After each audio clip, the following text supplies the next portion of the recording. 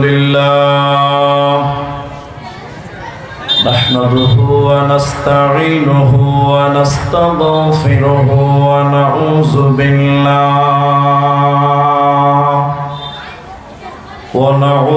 بالله من شرور أنفسنا ومن سيئات أعمالنا من يهده الله فلا مضل له ومن يضلله فلا هادي له وأشهد أن لا إله إلا الله وحده لا شريك له وأشهد أن محمدا عبده ورسوله أما بعد فإن أصدق الحديث كتاب الله وأحسن الحديث هدي محمد مصطفى صلى الله عليه وسلم فقد قال الله تبارك وتعالى بسم الله الرحمن الرحيم قل تعالوا أتل ما حرم ربكم عليكم ألا تشركوا به شيئا وبالوالدين إحسانا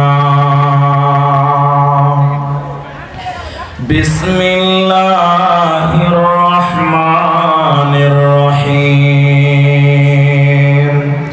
قل هو الله أحد الله الصمد لم يلد ولم يولد ولم يكن له كفوا أحد وقال النبي صلى الله عليه وسلم من عمل عملا ليس عليه أمرنا فهو رد أو كما قال عليه الصلاة والسلام উপস্থিত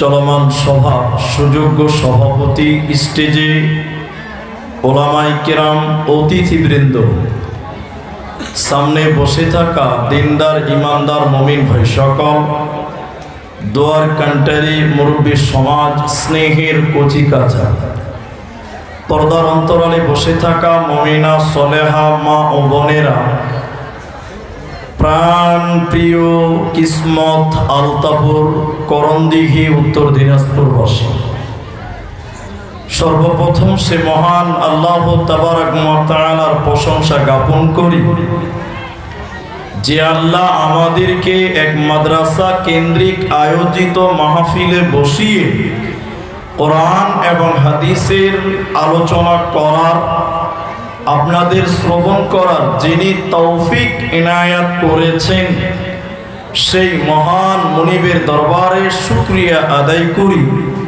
আমরা সকলেই একবার বলি আলহামদুলিল্লাহ। দরুদ ও সালাম বর্ষিত হোক সরকারে কায়নাত তাজদারে মাদানী নবী কুল শিরোমণি ইমামুল আম্বিয়া নবী মক্কি নবী মাদানী নবী আহমদ নবী মুহাম্মদুর রাসূলুল্লাহ সাল্লাল্লাহু আলাইহি ওয়াসাল্লাম। মোহতারাম ভাইও আজিজ ও বুজুর্গ দোস্ত, আমি আপনাদের সামনে একটা বিষয়কে কেন্দ্র করেই কিছু কথা বলবো, শুধুমাত্র আপনাদের সহযোগিতার প্রয়োজন। আমি আপনাদের কিছু জিজ্ঞাসা করব, আপনারা উত্তর দেবেন। যেহেতু আমরা মুসলমান, শিখতে এসেছি, জানতে এসেছি মানার জন্য, তাই আপনারা যদি কথা বলেন আমি আপনাদের বুঝাতে পারবো আর আপনারা বুঝতেও পারবেন। আমি আপনাদের সামনে জান্নাতি লোকের 10টি গুণাগুণ বলবো, যারা সঠিক পথের পথিক, মানে জান্নাতির পথিক যারা, আল্লাহর জান্নাতের মেহমান যারা, তাদের 10টি গুণ আপনাদের সামনে তুলে ধরব। কেন? আমরা পৃথিবীতে যত ভালো ভালো কাজ করি না কেন, সেগুলোর মৌলিক উদ্দেশ্য হলো আল্লাহর জান্নাত যাব আর জাহান্নাম থেকে বাঁচব। এটা হলো আপনার আমার জীবনের মৌলিক উদ্দেশ্য হওয়া উচিত বা টার্গেট হওয়া উচিত। কেন? কারণ যে লোকটা নামাজ পড়ে না, ওকে যদি আপনি বেঈমান বলেন রেগে যাবে।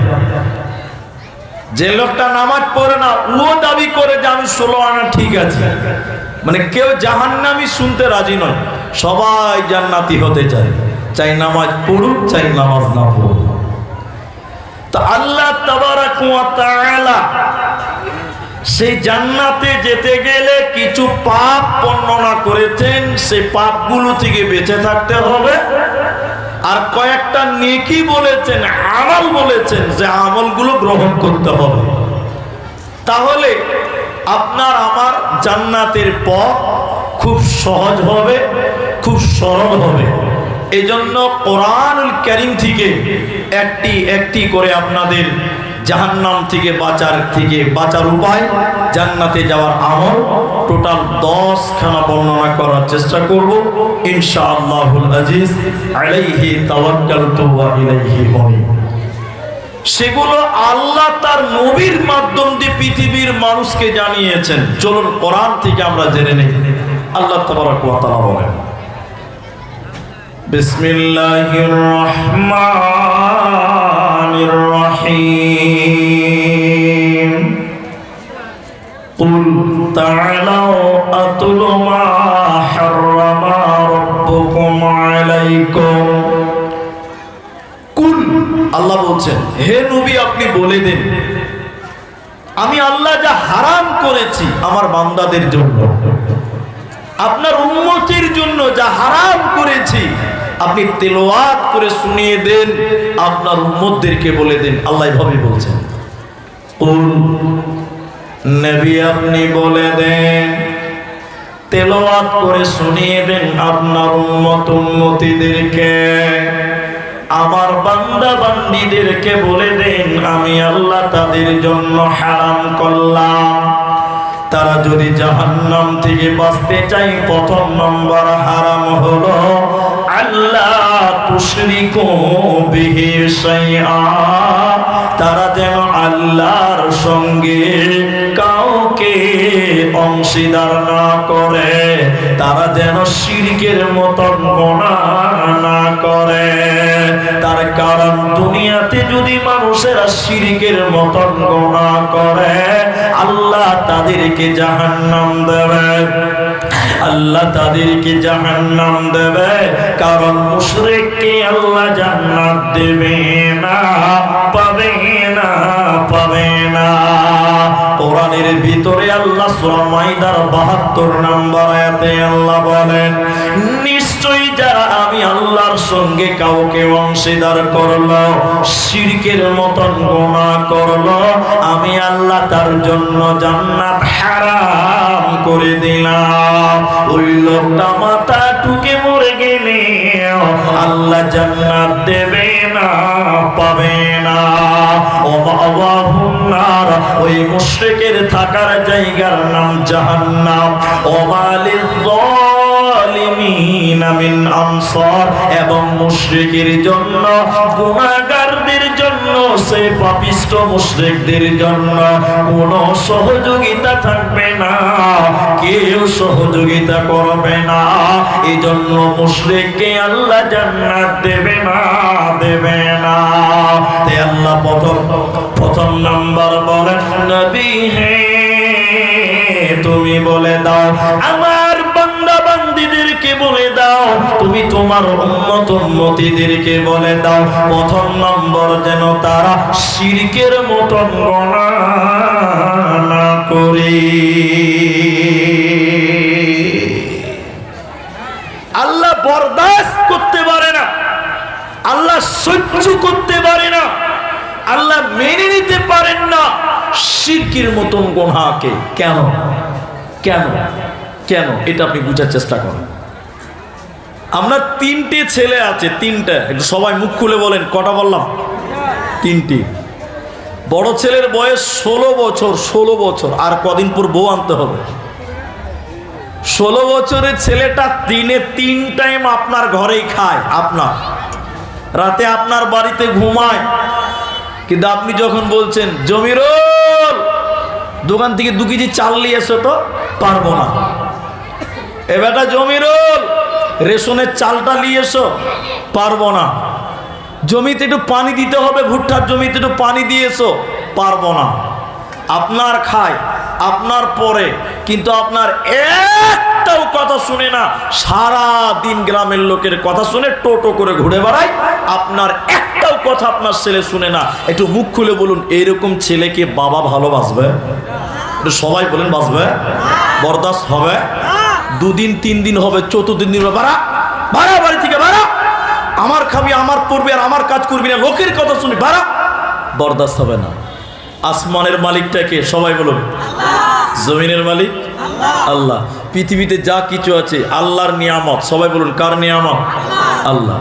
আল্লাহ বলেন, বান্দা আমার আসমানের নিচে জমিনের উপরে তোমরা বিচরণ করো, তোমরা থাকো, এর ভিতরে যা কিছু আছে সব আমি আল্লাহর নিয়ামত। আমি আল্লাহর তামাম নিয়ামত ভক্ষণ করার পর তোমরা যদি আমি আল্লাহ ছাড়া অন্যের কাছে মাথা নত করো, আমার তামাম নিয়ামত পাওয়ার পরেও তোমরা যদি আমি আল্লাহ ছাড়া অন্য কারো কাছে সাহায্য চাও, অন্য কারো ইবাদত করো, আমি আল্লাহ বরদাস্ত করতে পারি না, সহ্য করতে পারেন না। তাই আল্লাহ প্রথম নবীকে বললেন, তুমি তোমার উম্মতদেরকে বলে দাও তারা যেন শিরকের মতো গুনাহ না করে।